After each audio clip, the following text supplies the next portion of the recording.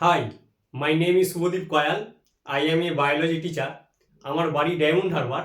অনলাইনে আমার ইউটিউব চ্যানেলের জন্য আইসিএসসি ক্লাস 7-এ আজকের আমি একটা ক্লাস স্টার্ট করছি। চ্যাপ্টারের নাম হলো প্ল্যান্ট অ্যান্ড অ্যানিমেল টিস্যু। এবার এই টিস্যু সম্পর্কে আমরা একটা আইডিয়া করে নেব, তারপর ধীরে ধীরে আমরা প্ল্যান্ট টিস্যু এবং অ্যানিমেল টিস্যু ডিটেলে দেখব। তো প্রথমেই আমরা যদি দেখে নিই, সেটা হলো আমাদের সেল। তাহলে আমাদের বডিতে সবথেকে যেটা ছোট সেটাকে বলা হচ্ছে সেল। সেই সেলগুলো জুড়ে জুড়ে পরবর্তীকালে আমাদের পুরো বডি তৈরি হয়েছে। তাহলে সবথেকে ছোট জিনিসের নাম হলো সেল।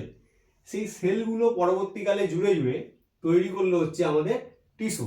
মানে সেম টাইপের সেল যখন একই রকম ফাংশন করছে তখন তাদেরকে একসাথে বলা হচ্ছে টিস্যু। সেটা আমরা পরে ডিটেলে দেখব। সেই ডিফারেন্ট টিস্যু নিয়ে তৈরি হলো আমাদের অর্গ্যানস। আমাদের বডিতে যেরকম অর্গ্যান আছে, সেই অনেক রকমের অর্গ্যানস নিয়ে তৈরি হলো আমাদের organ system. As for example আমাদের হিউম্যান ডাইজেস্টিভ সিস্টেম। এই অর্গ্যান সিস্টেম যতগুলো আছে আমাদের সব মিলে তৈরি হলো আমাদের অর্গানিজম। তাহলে অর্গানিজম কি? সেটা যে কোনো অ্যানিমেল হতে পারে, যে কোনো প্ল্যান্ট হতে পারে। তার মানে এটাই সব থেকে ছোট হলো সেলস, আর সব থেকে বড় যেটা হলো সেটা হচ্ছে অর্গানিজম।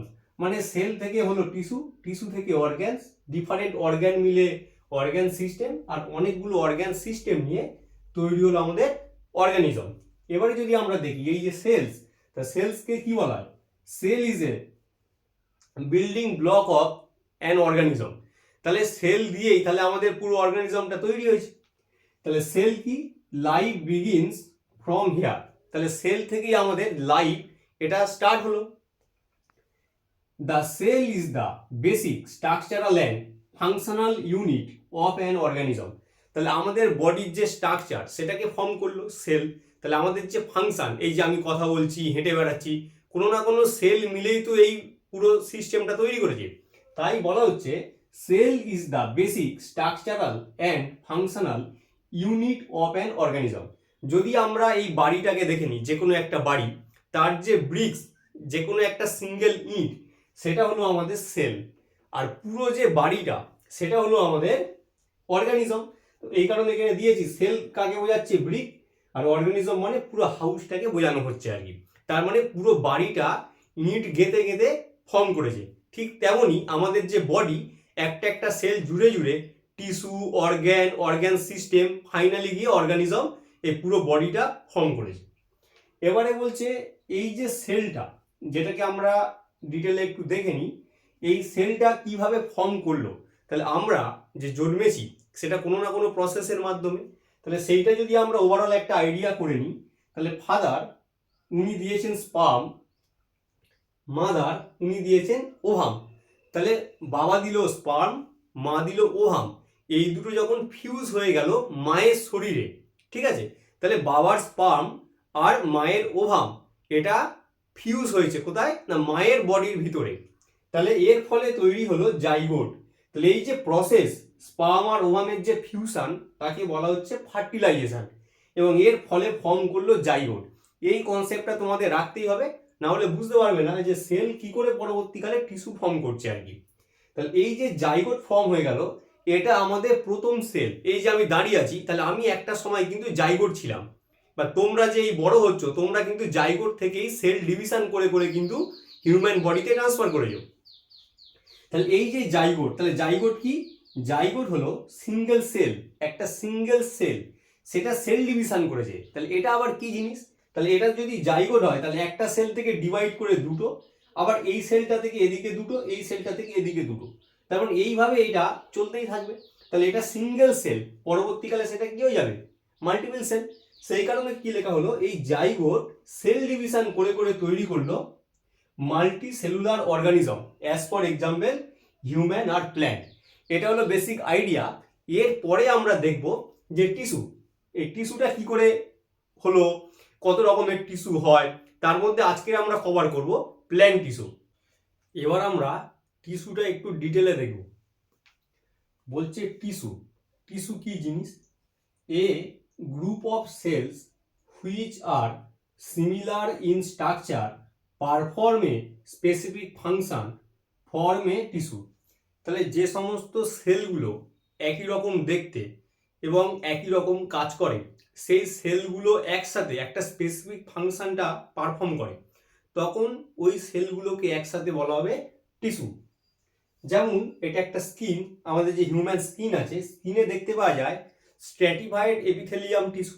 তাহলে তার একটা সেল তো থাকবে, তাহলে একটা সিঙ্গেল সেল হচ্ছে এপিথেলিয়াল সেল, সেটা কি হয় লেয়ারে থাকে। এই 1 2 3 আমি এখানে 3টে লেয়ার দিয়েছি, আরো লেয়ার থাকে। সে লেয়ারে যখন আসছে তখন সে একটা কভারিং তৈরি করছে, তার মানে কি আমাদের প্রোটেকশন দিচ্ছে, তখন সেটা স্কিন তৈরি করলো। তাহলে এই স্কিনটা কি টিস্যু আছে তার ভিতরে? Stratified epithelium. আরো অন্য অনেক কিছু আছে, যেমন ব্লাড ক্যাপিলারি আছে, নার্ভাস সিস্টেমের নার্ভস আছে, কিন্তু এটা এপিথেলিয়াল সেলগুলো জুড়ে জুড়ে ফর্ম করেছে স্ট্র্যাটিফাইড এপিথেলিয়াম, যেটা কি হচ্ছে আমাদের স্কিনের এই কভারিং। ঠিক আছে, এবারে বলছে অর্গ্যান। তাহলে অর্গ্যান কি জিনিস? A organ is a specialised structure composed of different types of tissues. তাহলে ডিফারেন্ট টাইপস অফ টিস্যু মিলে একটা অর্গ্যান ফর্ম করছে। তাহলে a organ is a specialised structure composed of different types of tissues that work together to perform a specific complex function within an organism. তাহলে আমাদের organism মানে আমাদের human বডির ভিতরে ডিফারেন্ট টাইপ অফ অর্গ্যান আছে, তার একটা কমপ্লেক্স ফাংশন কি করছে? পারফর্ম করছে। তাহলে সেই অর্গ্যানটাকে কে ফর্ম করলো? Different type of tissue. এবারে বলছে অর্গ্যান সিস্টেম, মানে যেটা সব থেকে complex. Organ system is defined as group of structurally related organs that work together to perform a specific complex life process or function। যেমন as for example digestive system, স্টোমাকের কাজ কি? Digestion করা। Small ইন্টেস্টাইনের কাজ কি? ডাইজেশন করা। Small ইন্টেস্টাইনে after digestion absorption হয়। তাহলে stomach একটা অর্গ্যান, স্মল ইন্টেস্টাইন একটা অর্গ্যান, কিন্তু small intestine, stomach, blood capillary, nerve সব মিলে হয়ে গেল human digestive system.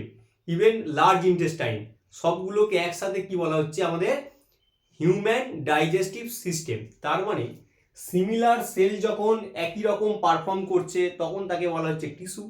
Different tissue মিলে তৈরি হচ্ছে অর্গ্যান, যেটা একটা কমপ্লেক্স ফাংশন পারফর্ম করছে। আবার অনেক রকমের অর্গ্যান মিলে তৈরি হলো অর্গ্যান সিস্টেম, আর অর্গ্যান সিস্টেমগুলো নিয়ে হলো অর্গানিজম। তাহলে অর্গ্যান সিস্টেম কি? As for example digestive system, respiratory system, reproductive system, nervous system, তারপরে মাসকিউলার সিস্টেম, আমাদের যে মাসেল পুরো আছে স্কেলিটাল মাসেল, সব মিলে আমরা হিউম্যান বডি তৈরি করলাম, সেটা হলো আমাদের অর্গানিজম। প্ল্যান্ট টিস্যুর যদি ওভারঅল একটা আমরা আইডিয়া দেখে নিই, প্ল্যান্ট টিস্যু দু রকমের হয়, একটা মেরিস্টিমেটিক টিস্যু, আরেকটা হচ্ছে পার্মানেন্ট টিস্যু। এই মেরিস্টিমেটিক টিস্যু যে সেলস, সেগুলো কন্টিনিউয়াসলি ডিভাইডিং করতে পারে, মানে একটা সেল থেকে দুটো, দুটো থেকে চারটে, এইভাবে ডিভাইডিং সেল। তাহলে এই যে মেরিস্টিমেটিক টিস্যু, এই সেলসগুলো কি ডিভাইডিং। আর পার্মানেন্ট টিস্যু, এই মেরিস্টিমেটিক টিস্যুই পরবর্তীকালে পার্মানেন্ট টিস্যুতে ট্রান্সফার হয়ে যায় এবং সে ডিভিশন করার যে ক্যাপাসিটি সেটা হারিয়ে ফেলে, তাই এটাকে বলা হয় নন ডিভাইডিং টিস্যু। তাহলে পার্মানেন্ট টিস্যু কি? Non dividing tissue. এই পার্মানেন্ট টিস্যু আবার টু টাইপস, একটা হলো সিম্পল পার্মানেন্ট টিস্যু, আরেকটা হচ্ছে complex permanent tissue. Simple permanent tissue মানে যে টিস্যুর মধ্যে সব সেল একই রকম। তাহলে এখানে স্টার দিয়ে লেখা আছে they consist of only one type of cell. তাহলে যে কোনো সিম্পল পার্মানেন্ট টিস্যু যদি দেখা যায় তার ভিতরে যে সেল আছে সবগুলো সেম। এই সিম্পল পার্মানেন্ট টিস্যু আবার দু রকম, একটা প্রোটেক্টিভ টিস্যু, একটা সাপোর্টিং টিস্যু। প্রোটেক্টিভ টিস্যু মানে যে প্রোটেকশন দিচ্ছে, যেমন এপিডার্মিস লিফের উপরের দিকে থাকে, যত লিভস আছে প্ল্যান্টে তার উপরে যে কভারিং, সেটা কি দিয়ে তৈরি হয়? এপিডার্মিস, সেটা হচ্ছে প্রোটেক্টিভ টিস্যু। এবারে হচ্ছে সাপোর্টিং টিস্যু, সেটা আবার three types, parenchyma, collenchyma, sclerenchyma. Parenchyma যে টিস্যু, তার ভিতরে যত সেল আছে সব কিন্তু সেম। কোলেনকাইমা, এর ভিতরে যে সেল আছে সব সেম। স্ক্লেরেনকাইমা, এর ভিতরে যে সেল আছে সেগুলোও কিন্তু সব সেম, সেই জন্যই এরা সিম্পল পার্মানেন্ট টিস্যু। প্যারেনকাইমা হচ্ছে লিভিং, কোলেনকাইমা লিভিং, কিন্তু স্ক্লেরেনকাইমা ডেড। কেন ডেড সেটা আমরা নেক্সট স্লাইডে দেখব। আর কমপ্লেক্স পার্মানেন্ট টিস্যু এটা কিন্তু একটু অন্যরকম। They consist of different types of cell. এটা কি ছিল? They consist of only one type of cell. কিন্তু complex permanent tissue they consist of different types of cell. এর আন্ডারে দুটো পড়ছে, জাইলেম অ্যান্ড ফ্লোয়েম। জাইলেমের কাজ কি? ওয়াটার ট্রান্সপোর্ট করতে হেল্প করে। আমাদের যে গাছের যে রুট, সে যে ওয়াটারটাকে অ্যাবজর্ব করলো মাটি থেকে, মানে সয়েল থেকে, সেটাকে লিভস পর্যন্ত পাঠায় কার সাহায্যে? জাইলেম। আর গাছের যে লিভস, সে যে খাবার তৈরি করছে with the help of photosynthesis, মানে ফটোসিনথেসিস ইজ এ প্রসেস যেখানে প্ল্যান্ট খাবার ফর্ম করছে, গ্লুকোজ। সেইটা গাছের পাতা থেকে ডিফারেন্ট জায়গায় পাঠানোর জন্য যে টিস্যুটা লাগবে সেটা হচ্ছে আমাদের ফ্লোয়েম। এরা হচ্ছে কমপ্লেক্স। জাইলেমের ভিতরে আরো ডিফারেন্ট সেল আছে, ফ্লোয়েমের ভিতরে আবার ডিফারেন্ট সেল আছে, সেটা আমরা নেক্সট স্লাইডে দেখে নেব। এবারে আমরা মেরিস্টিমেটিক টিস্যু ডিটেলসে দেখে নেব। তাহলে প্ল্যান্ট টিস্যুর মধ্যে ফার্স্ট আমরা দেখেছিলাম কি? মেরিস্টিমেটিক টিস্যু। এই মেরিস্টিমেটিক টিস্যুর যদি সেলগুলো আমরা দেখি, একটার সাথে আরেকটা সেল টাইটলি প্যাক, একে অপরের সাথে জুড়ে থাকে। এর মধ্যে একটা করে লার্জ নিউক্লিয়াস থাকে। ম্যাক্সিমাম ক্ষেত্রে ভ্যাকুয়ালসগুলো অ্যাবসেন্ট থাকে। আর এর যে সেল ওয়ালটা হয় ভেরি থিন। এইটা হচ্ছে ডায়াগ্রাম। অনেক সময় পরীক্ষায় আঁকতে দেয় যে মেরিস্টিমেটিক টিস্যুর ডায়াগ্রাম এঁকে দেখাও, তখন এইটা ড্র করতে হবে। এর যে ক্যারেক্টারগুলো আমি এই সাইডে লিখে দিয়েছি। দ্য সেলস আর স্মল, সেলগুলো ছোট ছোট হয়। সেল ওয়ালস আর থিন, সেল ওয়াল খুব পাতলা হয়। দ্য নিউক্লিয়ার লার্জ, নিউক্লিয়াসটাই তো মেন। একটা সেলকে আরেকটা সেলে ডিভাইড করতে গেলে যেটা কন্ট্রোল করে সেটা নিউক্লিয়াস, তাহলে নিউক্লিয়াসকে অবশ্যই কি হতে হবে? Large. The cells are almost without vacuoles, একটা গাছ সবে ধরো ছোট্ট মতো কোনো একটা সিড থেকে বেরিয়েছে, তাহলে তার মেন কাজ কি? তাকে তাড়াতাড়ি বড় হতে হবে। তাহলে কন্টিনিউয়াসলি সেল ডিভাইড করে করে সে বড় হবে।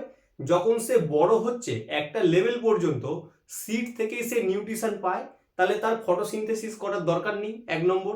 2 নম্বর, সেল ওয়াল অনেক শক্ত হওয়ারও দরকার নেই, নরম হলেও চলবে, কিন্তু তাকে তাড়াতাড়ি কি করতে হবে? লম্বায় বড় হতে হবে, যাতে বাইরের কোনো অবস্ট্রাকেল ওকে ডিস্টার্ব করতে না পারে বা গাছটা মরে না যায়। তাই কি হয়? সেল ওয়ালটা কি হয়? থিন হয়। আর কি বলছে? They are the cells actively divided. তাহলে সেলসগুলো কি? একটা থেকে আরেকটা সেল ফর্ম করছে, ডিভিশন করে করে গাছটা একটা লেভেল পর্যন্ত বড় হবে। এবার এই যে আমাদের ক্যারেক্টারিস্টিকগুলো, এটা লিখতে হবে পরীক্ষায়। আর এই মেরিস্টিমেটিক টিস্যু একটা প্ল্যান্টের কোন কোন জায়গায় দেখতে পাওয়া যায়? যদি আমরা স্টেম দেখি, সেটা একদম এপিকাল রিজিয়ানে থাকে। মানে অ্যাকচুয়ালি এটা টাইপস অফ মেরিস্টিমেটিক টিস্যু, যেটা ক্লাস 7-এর বইতে নেই, কিন্তু একটু ডিটেলে জেনে রাখলে সুবিধা। বইতে লেখা আছে কি? মেরিস্টিমেটিক টিস্যু একটা গাছকে লম্বা হতে হেল্প করে। কিন্তু কোন মেরিস্টিমেটিক টিস্যু? সেটা হচ্ছে আমাদের এপিকাল মেরিস্টেম, যেটা যে কোনো গাছের একদম এপিকাল রিজিয়ানে থাকবে। এটা স্টেমের ক্ষেত্রে যদি রুটস হতো, তাহলে রুটসের একদম ভিতরে তলায় ওই টপ লেভেলে মেরিস্টিমেটিক টিস্যু কিন্তু আছে। তাহলে এটা শুটের ক্ষেত্রে এপিকাল রিজিয়ানে এপিকাল মেরিস্টেম। লিখে দিয়েছি কি? ইনক্রিজেস লেন্থ, তাহলে সেটা কি? লম্বায় বড় করে। এবারে এটা হচ্ছে inter calorie meristem, increases inter node length, মানে যেখান থেকে লিভ বেরোচ্ছে সেই ইন্টার নোড, দুটো নোডের মাঝখানে যে গ্যাপ, সেটা ইন্টার নোড, তার লেন্থটাকে কি করছে? বড় করছে। আরেকটা আছে আমাদের ল্যাটারাল মেরিস্টেম, যেটা কি করছে? ইনক্রিজেস গ্রিথ। শুধু তো লম্বা হলে হবে না, গাছটাকে চওড়া হতে হবে, মোটা হতে হবে, তবেই তো শক্ত হবে।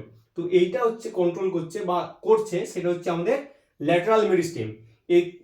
এই যে তিনটে ডিফারেন্ট টাইপের মেরিস্টেম, এরা প্রত্যেকেই সেল ডিভিশন করতে পারে। তাহলে এটা হলো আমাদের মেরিস্টিমেটিক টিস্যু। তারপরে কি দেখেছিলাম? Simple permanent tissue. Simple permanent টিস্যুর মধ্যে প্রথম যেটা আমি লিখেছিলাম সেটা হচ্ছে প্রোটেক্টিভ টিস্যু। গাছের যত লিভস আছে, গাছের শুটের চারপাশে যে কভারিং, সেটাকে কি বলা হচ্ছে? এপিডার্মিস। তাহলে কি লিখছি? Protective tissue consist of cells with thick cell wall. তাহলে মেরিস্টিমেটিক টিস্যুতে যে সেল ওয়াল ছিল ইজ ভেরি থিন, কিন্তু এখানে কি বলছে? Consist of cells with thick cell wall. Example কি বলছে? Epidermis, epidermis of leaves which secretes a waxy waterproof substances. তার মানে কি হচ্ছে, গাছের পাতাকে প্রোটেকশন দিচ্ছে। তো এটা হলো আমাদের মেরিস্টেমেটিক টিস্যু। আর সিম্পল পার্মানেন্ট টিস্যুর মধ্যে প্রোটেক্টিভ টিস্যুটা আমরা দেখে নিলাম। এবার আমরা দেখে নেব সাপোর্টিং টিস্যুর যে তিনটে ডিফারেন্ট টাইপস। প্রথমে আছে প্যারেনকাইমা, তারপর কোলেনকাইমা, তারপর স্ক্লেরেনকাইমা। মেরিস্টেমেটিক টিস্যু যেটা ছিল সেটাই পরবর্তীকালে ম্যাচিওর হয়ে তৈরি করবে প্যারেনকাইমা। এই প্যারেনকাইমাই পরবর্তীকালে নিজেকে ট্রান্সফার করবে কোলেনকাইমা। কোলেনকাইমা ফাইনালি নিজেকে ট্রান্সফার করবে কোথায়? স্ক্লেরেনকাইমা। মানে প্রথমে যেটা মেরিস্টেমেটিক টিস্যু সেল সেটাই পরবর্তীকালে প্যারেনকাইমা, তারপরে সেটা কোলেনকাইমা, তারপরে সেটা স্ক্লেরেনকাইমা। এবার যদি প্যারেনকাইমা দেখতে পাওয়া যায়, এটা যেহেতু সবেমাত্র মেরিস্টেমেটিক টিস্যু সেল থেকে নিজেকে ট্রান্সফার করেছে, এটা তো পার্মানেন্ট টিস্যু, তার মানে এটা ডিভাইড করতে পারে না। তবে সেল ওয়ালটা কিন্তু মেরিস্টেমেটিক টিস্যু সেলের মতো ভেরি থিন। তাহলে সেল ওয়ালটা থিন, নিউক্লিয়াস ইজ প্রেজেন্ট, ভ্যাকুওলসও আছে, কিন্তু মেরিস্টেমেটিক টিস্যু সেলের ভিতরে কিন্তু ভ্যাকুওলস ছিল না। তাহলে এখানে ভ্যাকুওলস আছে। এবারে দুটো সেলের মাঝখানে এই যে গ্যাপ, এই একটা গ্যাপ, এই একটা গ্যাপ, এই একটা গ্যাপ, এটাকে বলা হয় ইন্টারসেলুলার স্পেস। দুটো সেলের বাইরে যে গ্যাপ সেটাকে বলা হয় ইন্টারসেলুলার স্পেস। কিন্তু ভ্যাকুওলসের ভিতরে তো ফাঁকা জায়গা আছে, তখন সেটার নাম হয়ে যাবে ইন্ট্রাসেলুলার স্পেস। সেলের ভিতরে যদি কোনো ফাঁকা জায়গা থাকে, ফ্রি স্পেস থাকে লাইক ভ্যাকুওলস, তাকে বলা হয় ইন্ট্রাসেলুলার স্পেস। কিন্তু দুটো সেলের বাইরে যদি কোনো গ্যাপ থাকে, মানে সেলগুলোর 3-4টে সেলের বাইরে যে গ্যাপ তৈরি হলো, এটাকে বলা হচ্ছে ইন্টারসেলুলার স্পেস। যদি ক্যারেক্টার দেখে নেওয়া যায়, spherical, thin cell wall, large intercellular space, consist of living cells at maturity. তার মানে এই যে টিস্যুটা, এর প্রত্যেকটা সেল কিন্তু লিভিং। ফাংশন কি? Photosynthesis, respiration, storage of food. তাহলে এই সমস্ত ফাংশন করে। এবার যদি কোলেনকাইমা দেখতে পাওয়া যায়, তাহলে এর সেল ওয়ালটা আর একটু থিক হয়ে গেল, কিন্তু পুরোপুরি থিক হয়নি, থিক অ্যাট কর্নার রিজিয়ন। তাহলে elongated cells, thickened cell wall at the edge, মানে corner region, consist of living cells at maturity. তাহলে এটাও কিন্তু লিভিং ম্যাচুরিটির সময়। ফাংশন কি? Provide a flexible mechanical support to a plant parts. তাহলে এই যে প্রোটেকশনটা দিচ্ছে বা সাপোর্ট দিচ্ছে, সেটা কিন্তু ফ্লেক্সিবিলিটি আছে, তাই লেখা হয়েছে ফ্লেক্সিবল মেকানিক্যাল সাপোর্ট। এবার এটাও কিন্তু লিভিং। এই কর্নার রিজিয়নের সেল ওয়ালগুলো আমি ঠিক করে দিয়েছি, নিউক্লিয়াস আছে, ভ্যাকুওলস আছে। আর এখানে যেটা ছিল intercellular space, large intercellular space. কোলেনকাইমাতেও ইন্টারসেলুলার স্পেস থাকে, কিন্তু সেটা খুব কম, সেটা কিন্তু প্যারেনকাইমার মতো নয়। এবার যদি দেখতে পাই যে স্ক্লেরেনকাইমা, কেন স্ক্লেরেনকাইমাটা ডেড হয়ে গেল? সেল ওয়ালগুলো এত মোটা হয়ে গেছে, একটা সেল থেকে আরেকটা সেলে নিউট্রিশনকে ট্রান্সফার করানো সম্ভব না। এর ফলে এই সেল ওয়ালগুলো মোটা হওয়ার কারণেই এই টিস্যুটা পুরোটা ডেড। তাহলে কি লিখছি এখানে? Thick cell wall. ক্যারেক্টার কি? Long, narrow, thick wall cell, intercellular space are absent. Space হবে কি করে? এতটাই মোটা সেল ওয়াল, তাহলে দুটো সেল এতটাই টাইটলি প্যাক, তার মাঝখানে কোনো ফ্রি স্পেস নেই। আর কি বলছে? Consist of dead sales at maturity. তার মানে যখন ম্যাচুরেশন হয়ে গেল, এটা হয়ে গেল ডেড। ফাংশন কি? Provide A rigid mechanical and structural support to the plant. এটা ছিল ফ্লেক্সিবল মেকানিক্যাল সাপোর্ট, তার কারণ এটা ফ্লেক্সিবল, এটা রিজিড, এতটাই শক্ত সেল ওয়ালটা, এতটা হার্ড, এর মধ্যে ফ্লেক্সিবিলিটি নেই, তাই লেখা হয়েছে provide a rigid mechanical and structural support. এই পর্যন্ত দেখে নাও। এরপরে আমরা কমপ্লেক্স পার্মানেন্ট টিস্যুটা দেখে নেব। এবার আমরা দেখে নেব complex permanent tissue. Complex permanent tissue দু রকম, একটা জাইলেম আর একটা হচ্ছে ফ্লোয়েম। আমি বলেছিলাম যে কেন এটা কমপ্লেক্স, তার কারণ এই টিস্যুর ভিতরে ডিফারেন্ট টাইপস অফ সেল আছে আর কি। জাইলেমের ভিতরে আছে tracheids, vessels, xylem fibre, xylem parenchyma. প্রত্যেকটা স্ট্রাকচার আলাদা, প্রত্যেকের ফাংশন আলাদা। এই টোটাল যে চারটে আছে, ট্র্যাকিডস, ভেসেল, জাইলেম ফাইবার আর জাইলেম প্যারেনকাইমা, এদের মধ্যে প্রথম তিনটে ট্র্যাকিডস, ভেসেল আর জাইলেম ফাইবার এরা হলো ডেড, আর জাইলেম প্যারেনকাইমা এটা লিভিং। এর ফলে জাইলেমকে ডেড টিস্যুও বলা হয়, তার কারণ কি ম্যাক্সিমাম সেল তো ডেড। আর যদি ফ্লোয়েমকে দেখতে পাওয়া যায়, এখানে আছে phloem tubes, companion cells, phloem parenchyma, phloem fibres. তার মধ্যে প্রথম তিনটে sieve tubes, companion cells, phloem parenchyma এরা হলো লিভিং, আর ফ্লোয়েম ফাইবার্স হলো ডেড। তাহলে এটা অনেক সময় অড ওয়ান আউটে দেয়, এক্সচেঞ্জ করে দিয়ে দেয়, বুঝতে হবে যে কোনটা কি। জাইলেমের মধ্যে ট্র্যাকিড, ভেসেলস এদের কাজ ওয়াটারটাকে ট্রান্সপোর্ট করা রুটস থেকে লিভস পর্যন্ত। জাইলেম প্যারেনকাইমার কাজ কোনো একটা ফুডকে স্টোর করা, যেখানে যত প্যারেনকাইমা ওয়াটার থাকবে তার কাজ হবে ফুডকে স্টোর করা। জাইলেম ফাইবারের কাজ পুরো জাইলেম টিস্যুটাকে সাপোর্ট দেয়া। ফ্লোয়েমের ক্ষেত্রে সিপ টিউব আর কম্প্যানিয়ন সেল এরা কি করছে, খাবার মানে ফুড যেটা লিভসে তৈরি হয়েছে সেটা ডিফারেন্ট পার্টসে ট্রান্সফার করছে। কম্পানিয়ন সেল হেল্প করছে কাকে না, সিপ টিউবকে। সিপ টিউব কি করছে, ওই খাবারটাকে বিভিন্ন জায়গায় ট্রান্সফার করছে। ফ্লোয়েম প্যারেনকাইমা, প্যারেনকাইমা মানেই কি খাবার স্টোর করা। আর ফ্লোয়েম ফাইবার যেটা পুরো ফ্লোয়েমটাকে সাপোর্ট দিচ্ছে। প্রথম তিনটে লিভিং, এটা হলো ডেড। যেহেতু ম্যাক্সিমাম লিভিং তাই ফ্লোয়েমকে বলা হয় কি living tissue.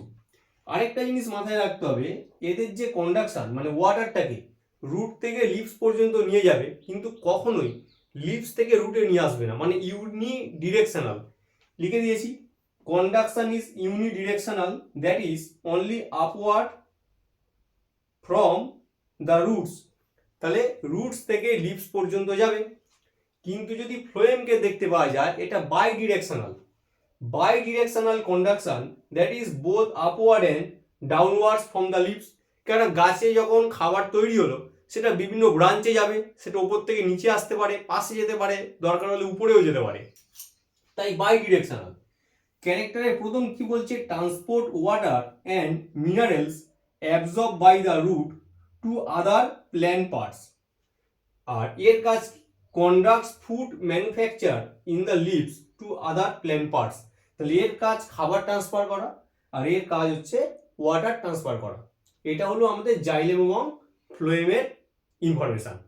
Xylem and ফ্লোয়েমের overall যদি আমরা একটা ডায়াগ্রাম দেখে নিই, এটা জাইলেম, এই দিকটা আছে আমাদের জাইলেম প্যারেনকাইমা, এইটা ভেসেল, জাইলেম এইটা ফাইবার, এটা হলো ট্র্যাকিড। জাইলাম ফাইবারের কাজ হচ্ছে প্রোটেকশন দেয়া, ভেসেল আর ট্র্যাকিড ওয়াটারকে ট্রান্সপোর্ট করায়, আর জাইলেম প্যারেনকাইমা ফুড স্টোর করায়, কোনো মিনারেলস এক্সট্রা থাকলে সেটা স্টোর হয়ে যাবে।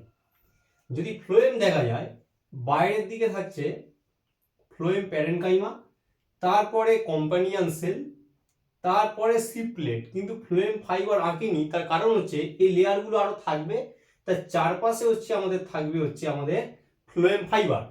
এই সিপ টিউবের কাজ একটা জায়গা থেকে আরেকটা জায়গায় খাবারটাকে ট্রান্সফার করা। এই চ্যানেলটা, এই একটা সিপ টিউব, তারপরে আরেকটা সিপ টিউব, তারপরে আরেকটা সিপ টিউব, দুটো সিপ টিউব সেলের মাঝখানে এরকম ছোট ছোট পোর্স দেখতে পাওয়া যায় সেল ওয়ালগুলোর মধ্যে, তাকে বলা হচ্ছে সিপলেট। আর কম্পানিয়ান সেলের কাছে নিউক্লিয়াস থাকে, এই সেলটা সিপ টিউবকে হেল্প করে ফুডটাকে ট্রান্সফার করাতে। এক্সট্রা যে ফুড থাকে সেটা ফ্লোয়েম প্যারেনকাইমায় স্টোর হয়। এই হলো ওভারঅল জাইলেম আর ফ্লোয়েমের ডায়াগ্রাম। আরেকটা জিনিস পরীক্ষায় আসে, সেটা হলো জাইলেম রিং। যদি কোনো একটা গাছকে এইভাবে কাটা হয়, দেখা যায় তার ভিতরে এরকম গোল গোল সার্কেল থাকে, সেটাকে বলা হয় অ্যানুয়াল রিং বা জাইলেম রিং। আর আরেকটা জিনিস, একটা আইডিয়া পরীক্ষায় লাগে, সেটা হলো জাইলেমকে আমরা উড বলি। আমাদের যত বাড়িতে ফার্নিচার তৈরি হয় সেটা কিন্তু জাইলেম দিয়ে।